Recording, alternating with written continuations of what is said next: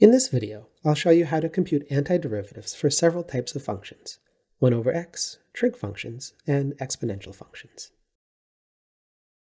Let's start by recapping how to compute antiderivatives for power functions.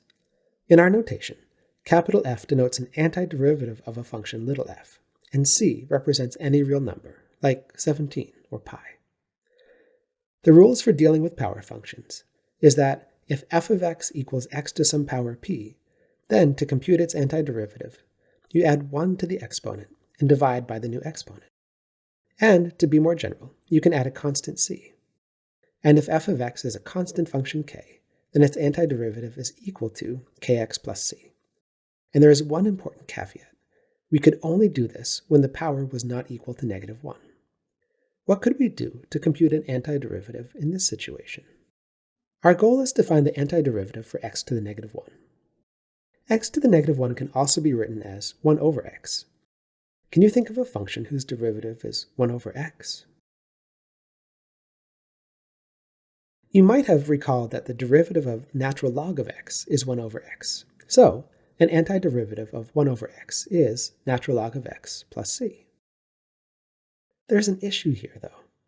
The domain of little f, that is, all of the values of x you can use as inputs to little f, includes all non-zero numbers. In particular, the domain includes negative numbers. But the natural log function can't be evaluated at 0 or negative values, so the domain of the antiderivative is only positive numbers.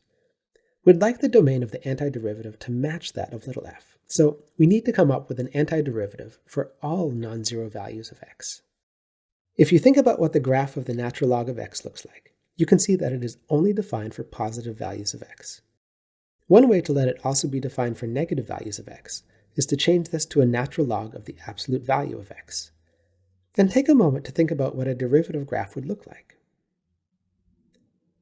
For negative values of x, the value of the derivative would be close to 0, and then have large negative values. For positive values of x, the value of the derivative would be large and positive, and then become close to 0. And this would be a graph of 1 over x. So the derivative of natural log of absolute value of x is 1 over x, or, in other words, the natural log of the absolute value of x is an antiderivative of x to the -1. Although this isn't a full proof of why the absolute value works, hopefully it gives you a sense of why this is reasonable. Next, let's look at antiderivatives for trig functions. Let's start with the 3 basic trig functions. Our goal is to find functions whose derivatives are sine, cosine, and tangent. Now would be a good time to pause the video and see if you can find these antiderivatives. 2 of these antiderivatives are relatively simple compared to the third antiderivative. So let's begin by listing the derivatives of trig functions. Here are the 6 basic trigonometric functions, and here are the derivatives. From the first row, we can immediately get that an antiderivative for cosine of x is sine of x. So a general antiderivative for cosine of x is sine of x plus a constant. From the second row, we can see that an antiderivative for negative sine of x is cosine of x. So the general antiderivative for sine of x is negative cosine of x plus c. Now what about tangent? If you look in the derivative column, there isn't any derivative that's equal to tangent. So we are not going to immediately pick up an antiderivative formula for tangent. So we are not going to be able to fulfill our goal for an antiderivative for tangent yet, but we can get other antiderivatives from the table. Here is one example. Let's take secant times tangent, for example. This row says that an antiderivative for secant x tangent x is secant x. So a general antiderivative for secant times tangent is secant of x plus c. And we could do this for the other rows in the table too.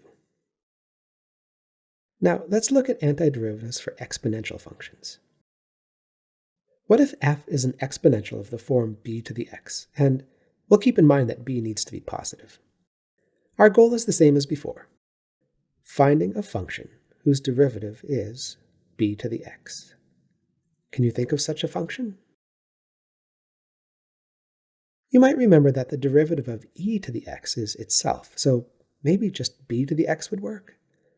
If we compute the derivative of b to the x, we'd get b to the x times the natural log of b.